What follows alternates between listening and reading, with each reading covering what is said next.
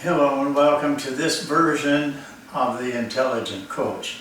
I've kind of gone to that concept of these sessions we have, which are really are sessions of trying to promote ideas that are more helpful to coaches and players to do their job.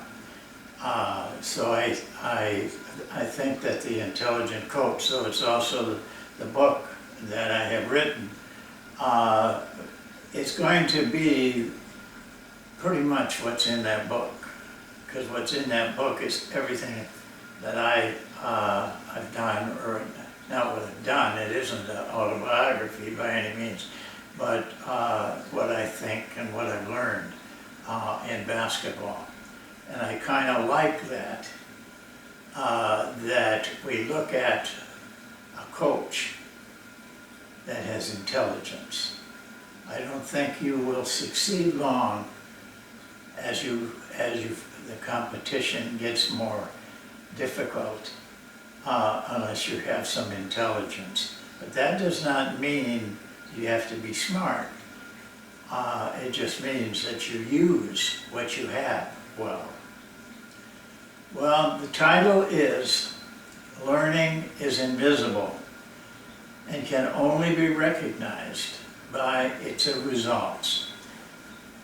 You probably have never thought about it that way, but when you stop and think about it, you can't see learning. It is invisible, but you can see the results of learning. And when you can see some results, then you know that learning has taken place.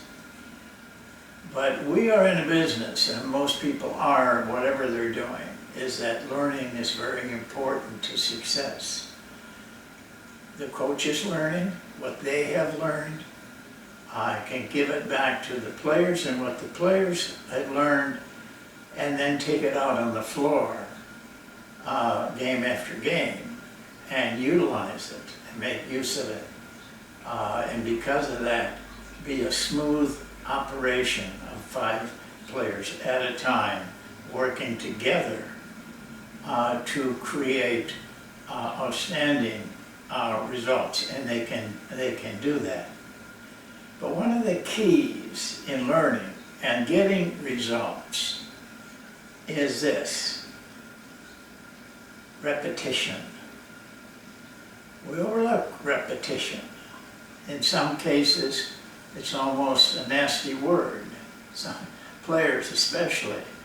But you cannot learn to any degree without repetition. And if you think you can, then you're mistaken. And you will falter, and eventually you will fail. This is the truth, over and over and over again. That's how you get good at anything. Any skill. Look at musicians. You'd be surprised at how much time they spend in learning their craft, practicing their craft. You have to put into the mix the results that you want, the results of your teaching and their learning that must come out effectively, and can only be done by repetition. Don't be afraid to repeat. I see so many coaches at all levels, by the way, who are worried that the players will get bored or upset or won't like you anymore. That isn't why we coach. That's how they feel about it. But in my experience, and I'll talk about this in just a little bit, repetition, if the coach stays with it and stays a part of it, the players will respond. and I'll tell you a little bit more about how that happens. But the other aspect of learning is how you learn and what is effective learning. I think you can see it over here, over my shoulder probably, but we have 5 steps. That's in the book. You should read those 5 steps of learning because their steps are steps for not just getting by. Those steps are built for excellence. If you can master those 5 steps, you can be a great coach, a great teacher, and your players can be great. The Michael Jordans, Kobe Bryants, are aware of that. They are very much taking or have taken those 5 steps, because the 5th step, which is mastery, is bringing it all together in a fashion that you don't think. If you're thinking, you are not mastering. You have to practice enough so that no thoughts go into your mind, because they'll just deflate from the effort. To me, there is kind of like a veil, a transparent veil between the coach and the players. And the reason for that is there are many probably reasons, but I just want to name a few. I got 4, but I've seen these things, and I know they affect the players. And as a coach, you have to recognize that and do something about it, helpful, that the players can overcome it. There's a whole lot more to coaching than drawing up a play and telling the players, here's your play, run it. You have to be involved in it, very deeply involved in it. One of the things, like I said about this veil, one of the things that I run into, and you should recognize it, is doubt. They have a tendency to doubt that it will work. They have a tendency to doubt if they can do it.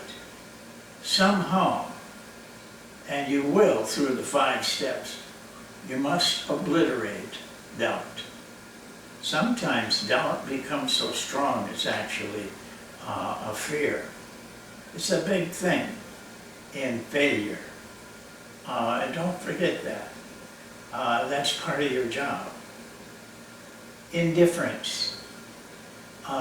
It's hard to battle indifference, but it's there, and you have to, where they just don't think it's necessary or it's important, or they just don't want to do it. You're going to have players, most of your players, that at one time or another will fall into this category. Effort. No matter what they say, they don't want to work too hard. Oh, the great ones do. And probably on any team, you've got one player that is really willing to put in the work to be good, to be great, to be a part of a team that is successful. But for the most part, we are kind of grown up to be a little bit lazy. And we've got to take those children that we're teaching and bring them up to adulthood, where effort is not a dirty word. It's what you have to do to succeed.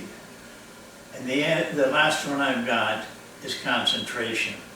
An awful lot of practices I see, an awful lot of things I see in players An awful lot of things I see in coaches is lack of concentration.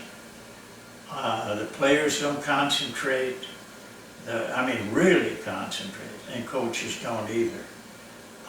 We mentioned how the players kind of appear to not like repetition.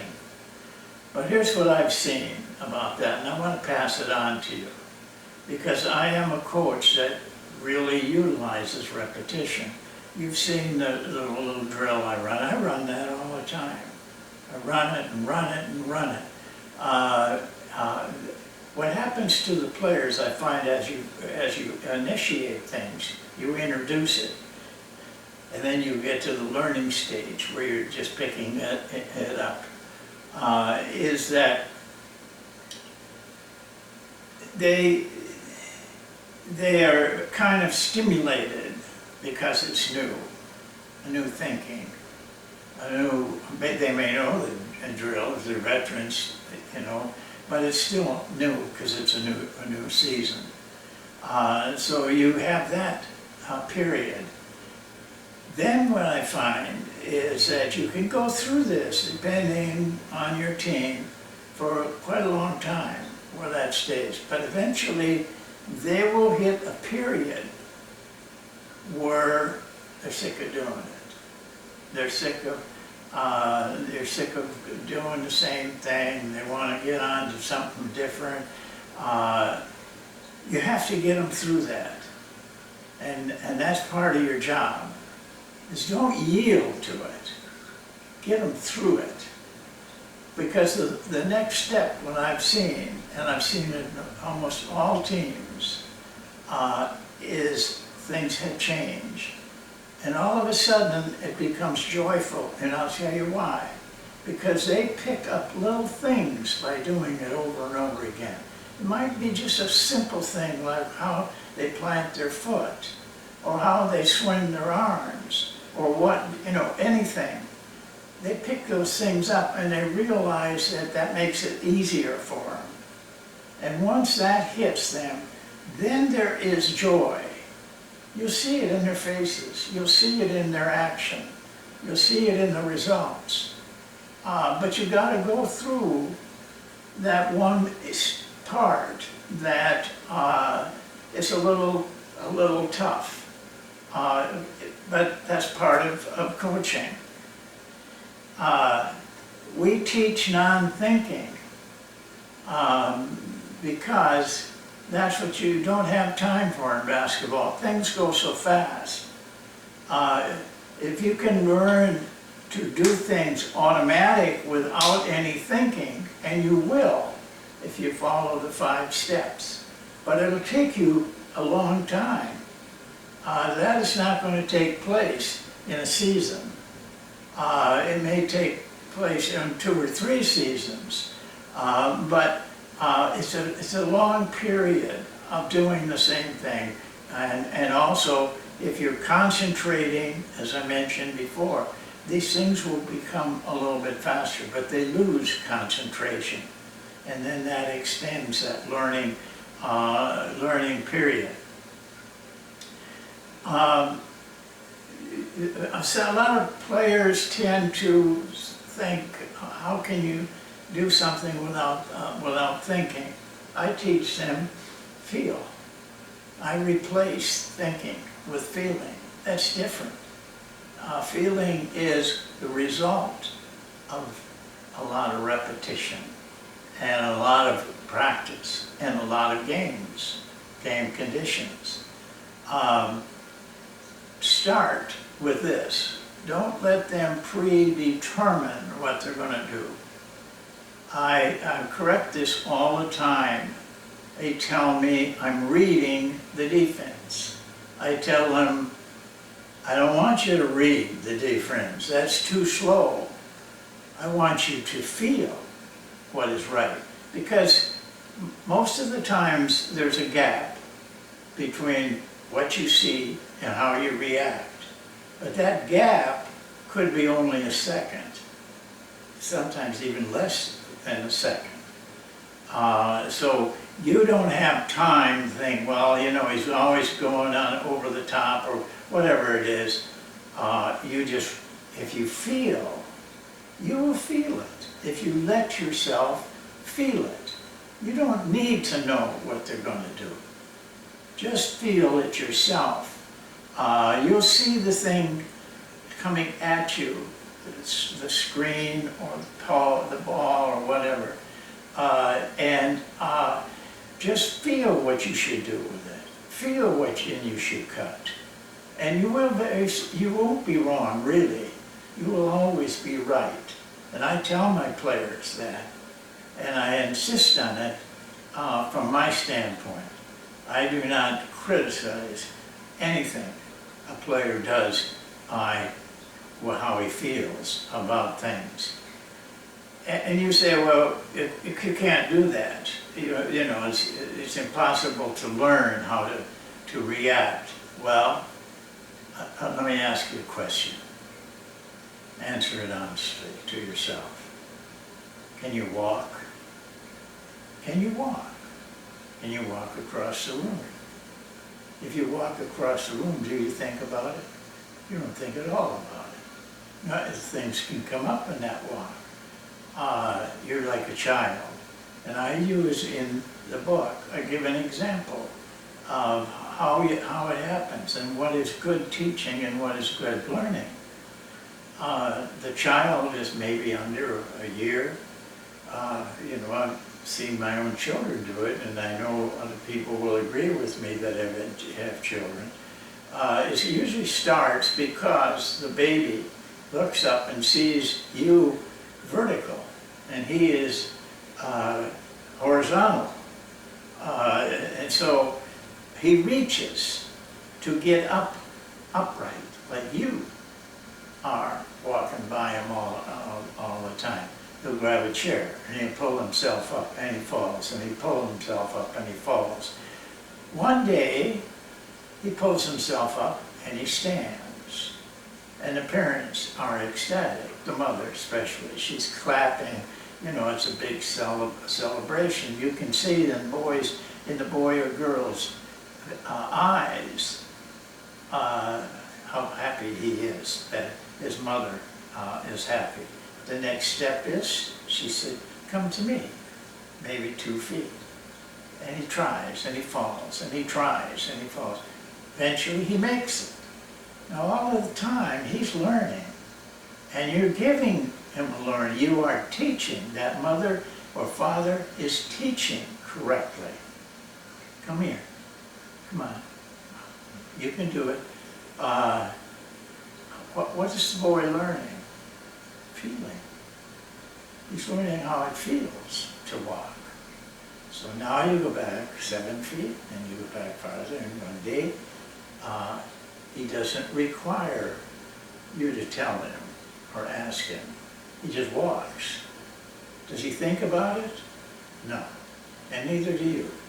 If you're thinking about walking, you generally probably are a little awkward with your walk. But when you don't think about your walking, you're smooth and it's graceful. Because you don't have any control over it anymore. Your mind controls it, and they can do it well. Or, you know, I give this example in the book as a kid to an adult now. Marie's Cheeks is in there, and the title is He Learned Without Being Taught, the little segment. I have a drill that have used with a lot of players. It's just a one-man drill. It's a shooting drill, but we learn a lot of other things. We very seldom discuss, or never really, with me, technique. We discuss things like how does, when you're tired, how do you lose your concentration when you hear your girlfriend yelling at you to shoot? And you start thinking about them, and you start thinking about everything, and you're not really zeroed in on what you have to do. Well, with Cheeks, he couldn't shoot when he was a junior. We recognized, because one of the great players of all time told me that they really like how Cheeks plays, thinks he could be an NBA player, but he has to be able to shoot. And so we spent the summer with him, and we practiced, we shot every day. I'm not going to go into the drill. I then, the summer was over, Maurice comes back, he goes home for a little while, and then he comes back. And my assistants, who, from the time he showed up as a freshman, have said, we've got to change his form, because it's just very awkward, it's very bad form. I took another road. I said, no, we're not changing it.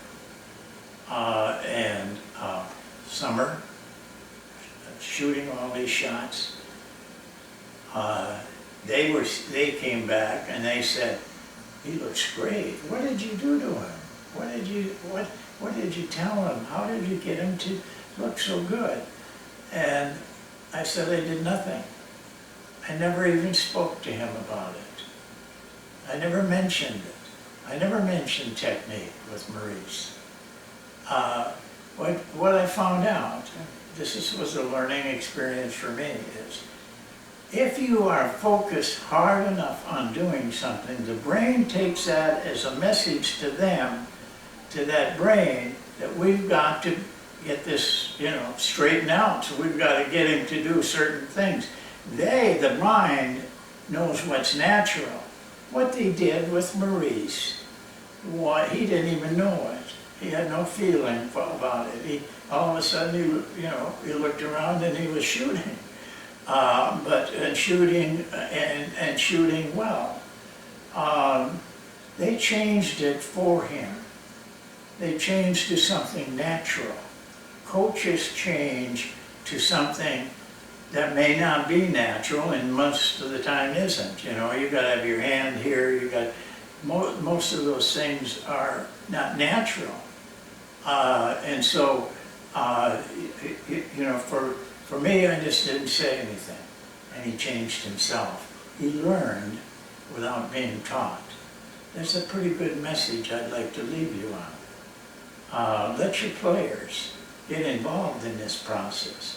If they do enough repetitions, they will change on their own, and probably different than you would have them change. Don't get too tied up in technique.